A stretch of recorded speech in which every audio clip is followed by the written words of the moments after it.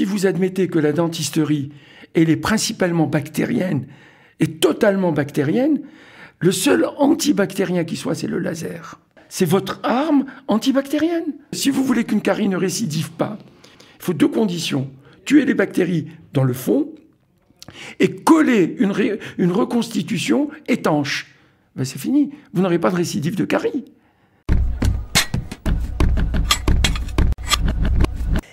Et il y a quelques jours, c'était la journée internationale de la santé bucco-dentaire, un sujet qu'on ne traite pas assez avec importance. Et pourtant, pour en parler, nous avons le docteur Raphaël Abergel, chirurgien dentiste, patron du cabinet dental Harmonia. On est ravis de l'accueillir sur le plateau. Bonjour Raphaël. Bonjour Cathy. Bonjour voilà. Cathy. On est content parce que c'est vrai que c'est un sujet qui vous touche. C'est un peu votre cheval de bataille depuis des années. Sensibiliser les gens à la santé bucco-dentaire. Alors, c'est un mot qu'on pense comprendre, mais il s'agit de quoi précisément, la santé bucco-dentaire? C'est tout simplement prendre soin de ses dents et de sa bouche. Ça paraît simple et évident. Ça paraît simple. Il faut juste rappeler que les bactéries sont là pour nous embêter. La santé bucco-dentaire, ce n'est qu'une histoire de bactéries. Quand on a, par exemple, une inflammation dentaire, c'est une affaire de bactéries. Une carie qui se développe, c'est une affaire de bactéries. Des gencives qui régressent, qui saignent, c'est une affaire de bactéries. Un canal dentaire qu'on vient de traiter, une dent qu'on vient de dévitaliser, si on n'a pas pris soin de la stériliser, c'est une affaire de bactéries. Donc la santé bucco-dentaire, c'est l'envahissement, selon le domaine, par les bactéries, soit de la dent dans son ensemble, gencive, l'os aussi. On se plaint beaucoup de la récession dentaire, ce qu'on appelle l'alvéolyse, c'est-à-dire l'os se démolit en langage simple. On a de moins en moins d'os et on expulse petit à petit nos dents, même saines. On comprend bien, mais vous allez encore plus loin parce que vous nous dites que la santé bucco-dentaire, c'est aussi ce qu'on mange. Pas seulement ce qu'on mange, on est très sensibilisé à ce qu'on mange. Comment on le mange? Si on l'avale ou si on le croque, si on le mastique, et il y a un temps de mastication donné par les zen bouddhistes qui est de 20 secondes par bouchée. 20 secondes, c'est pas rien. Si vous vous mettez à compter... 20 secondes pour faire quoi? Pour être sûr que... Pour mastiquer un bol alimentaire. D'accord, mais pour mastiquer, ça veut dire que ça aura un impact sur notre santé bucco-dentaire? Évidemment, parce que vous allez envelopper votre bol alimentaire de salive.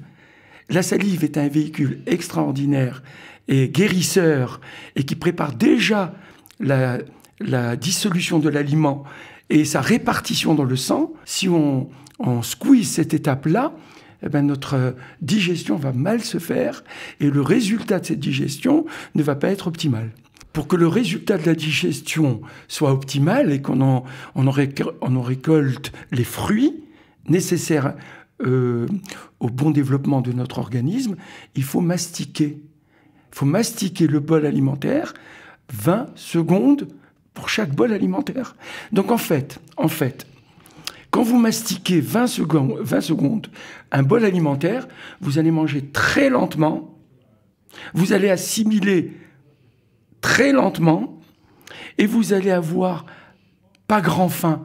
Parce qu'au bout de 45 minutes, si votre repas dure 45 minutes, de lenteur digestive, vous avez ingurgité très peu d'aliments, vous avez ingurgité le nécessaire et vous n'allez pas grossir tout en récoltant les meilleurs fruits de votre digestion. Donc on se rend compte avec ce que vous nous racontez que la santé bucco-dentaire, c'est bien plus que se laver les dents. On est dans une autre dimension. Exactement. Brosser les dents, c'est indispensable. Bien sûr. Plus indispensable que de se brosser les dents, c'est la gestion de la santé interdentaire, les espaces que nous avons entre les dents, ici. Okay. Très important. À la limite, il vaut mieux nettoyer cette zone que de se brosser les dents. D'accord. Donc bon, on se rend compte que c'est fondamental, voilà, pour aller bien, parce que c'est vrai que le dentiste coûte cher en Israël, on n'a pas trop envie d'y aller. C'est un très grave problème mondial. Ouais, c'est pas qu'en Israël. C'est pas qu'en Israël, peut-être encore plus en Israël, où on assimile les soins bucco-dentaires, on les classe par tarif. C'est 1000, 2000, 3000, 4000. Ouais. Et on va par catégorie de 1000. Ça fait Pour moi, peu bizarre quand on vient de France, c'est un peu compliqué. Il y a un adage qui dit « le pas cher coûte très cher ».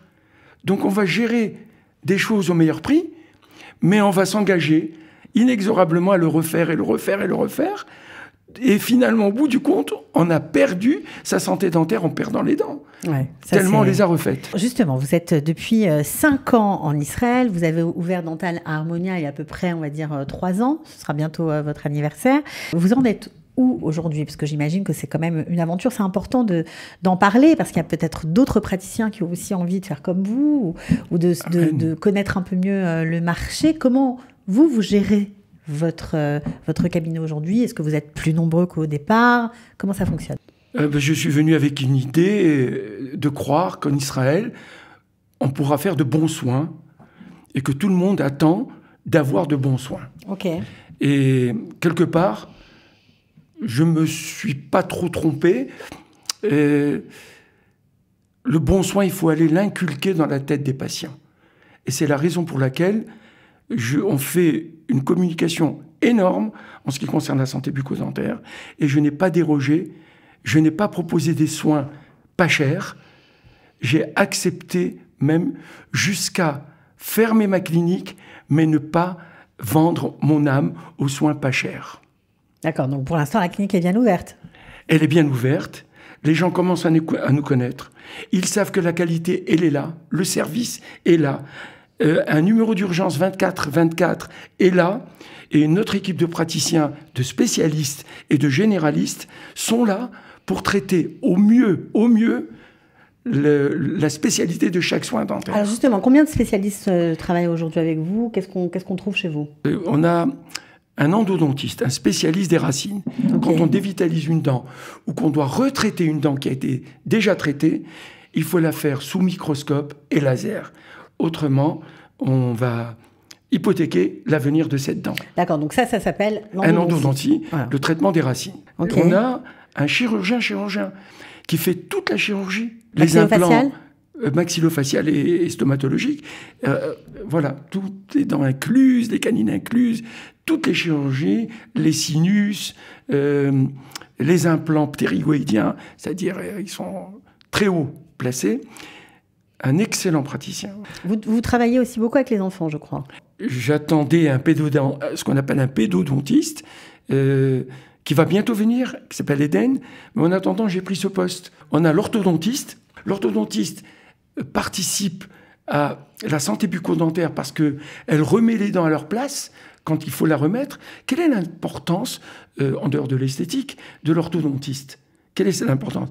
Quand vous remettez les dents à leur place et que vous les gérez, vous créez des espaces vitaux entre les dents. Ce que je disais tout à l'heure, la santé interdentaire. Si entre deux dents, vous avez une très fine lame osseuse, d'1 millimètre ou moins, vous allez, dans un avenir très proche, par le travail des bactéries, perdre cette lame osseuse et vous allez vouer les deux dents qui partageaient cette lame à la perte ce qu'on appelle la vulsion.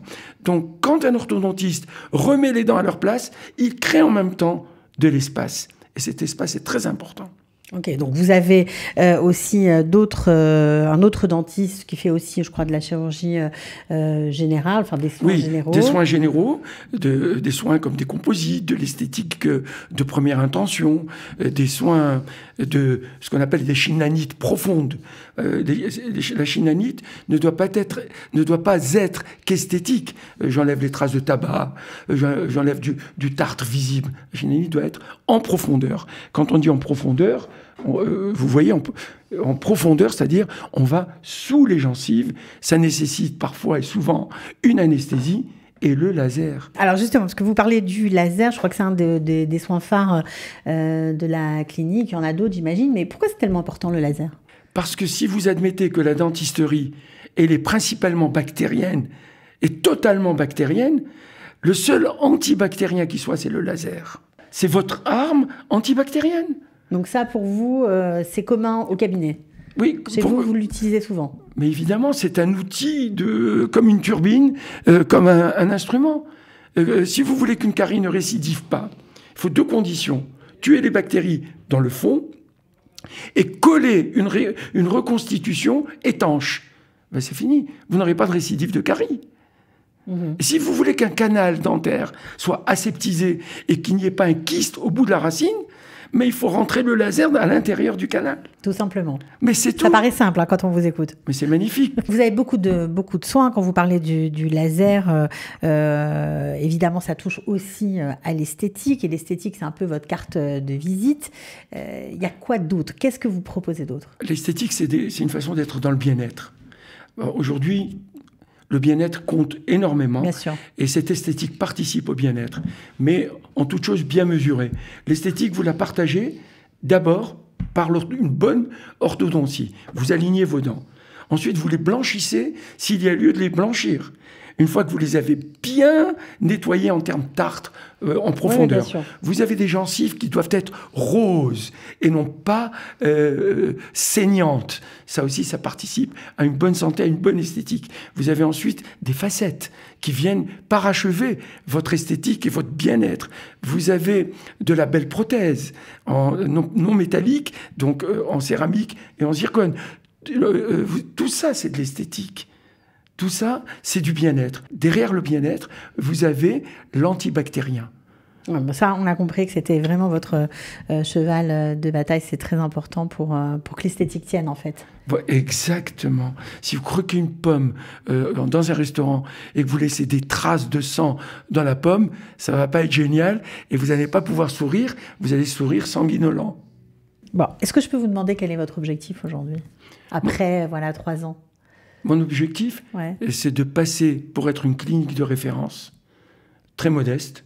Je reste modeste, mais je souhaite et je veux de toutes mes tripes que l'on dise que Dental Harmonia, c'est une clinique où on trouve des solutions, où on trouve la solution. C'est pour ça qu'on a fait des pubs qui s'appellent Dental Harmonia, l'autre solution. Ça veut dire qu'on va proposer des solutions qui peut-être ne sont pas les solutions que propose l'ensemble de la profession. C'est quoi le point de base et ce qui fait votre force aujourd'hui? C'est le diagnostic? C'est le diagnostic, c'est le bon soin, c'est le bon service, c'est être à l'écoute du patient, c'est qu'il a votre portable, c'est que quand il a un souci, il sait que vous êtes là. C'est « Docteur, dites-moi ce que j'ai dans ma bouche. On m'a dit, mais dites-moi ce que j'ai. » Enfin, qu'un patient, quand vous l'accueillez, qui ne vienne pas avec une bible de devis et de plans de traitement. Il existe pour chaque patient un devis, un plan de traitement, ce qui lui est bon pour lui. Bien sûr. Juste pour terminer sur l'objectif que vous avez cette année avec votre clinique, vous pratiquez aussi tous les soins concernant l'occlusion. Ça aussi, c'est important de faire connaître aux patients israéliens qui souvent l'ignorent que c'est très important de ne pas avoir de problème entre les maxillaires. L'occlusion, c'est un sujet totalement méconnu en Eretz Israël. Totalement. Or, c'est la science dentaire la plus importante, la numéro 1. Ça paraît fou. Ça paraît fou. C'est la numéro 1. Pourquoi? Parce que par votre occlusion, par vos articulations, par les rapports entre le haut et le bas des deux maxillaires, vous allez générer des troubles qui vont vous échapper. Vous allez aller voir des spécialistes comme l'ORL, vous croyez que c'est l'oreille. Vous allez voir un kiné, ostéopathe, vous croyez que c'est la colonne vertébrale. Vous allez avoir... Ça provoque des douleurs dans tout le corps. Vous allez avoir des points dans le sternum et vous allez voir le cardiologue, vous dites je halète. Mais tout ça, c'est des problèmes occlusaux. De ces problèmes-là, vous allez essaimer dans votre corps. C'est pour ça qu'on a traité en disant la clinique de la santé du corps et du bien-être, de la bouche et du bien-être, donc de la bouche et du corps. Donc c'est très important, la bouche, dans toutes les manifestations corporelles, immédiates et à distance. On connaît les bactéries qui diffusent vers le rein, vers le cœur. Maintenant, il faut savoir que la malocclusion génère des pathologies loin de la bouche. Je me sens pas bien, j'ai du mal à fermer, je me coince mes articulations, je me suis coincé, je ne peux plus fermer. J'ai des douleurs aux muscles, je ne peux plus rien faire. Tout ça, c'est l'occlusion. Il faut remettre l'occlusion Sur le devant de la scène. Sur le devant de la scène. Bon, alors on voit que vous avez beaucoup d'ambition et beaucoup de programmes pour nous, Israéliens, concernant la santé bucco-dentaire. En tout cas, merci d'avoir été avec nous pour parler à l'occasion de cette journée qui vient de passer, journée internationale bucco-dentaire. C'était un plaisir de vous avoir. On vous souhaite bonne chance pour la suite. Mais c'est toujours un plaisir aussi pour moi, Cathy. À très bientôt et bonne santé à tous nos auditeurs.